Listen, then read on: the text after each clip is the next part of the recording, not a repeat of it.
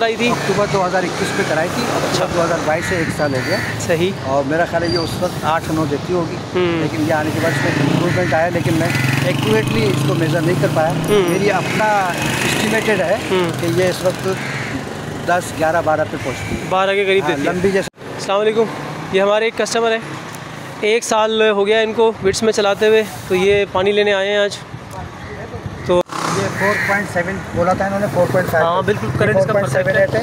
ये उस स्टैंडर्ड से आगे, यानी कि एफिशिएंट परफॉर्मेंस आ रही है। 5 सब 4 साढ़े 4 4.5 हमारा होता है, सीसी है ना, आ रहा है ठीक ठाक। तो बताएंगे ज़रा आपने कब किट इंस्टॉल कराई थी? अक्टूबर 2021 में कराई थी। अच्छा, 2022 से 1 साल हो गया। सही। और मेरा ख्याल है ये उस वक्त 8-9 देती होगी, लेकिन ये आने के बाद इसमें इम्प्रूवमेंट आया, लेकिन मैं एक्यूरेटली इसको मेज़र नहीं कर पाया।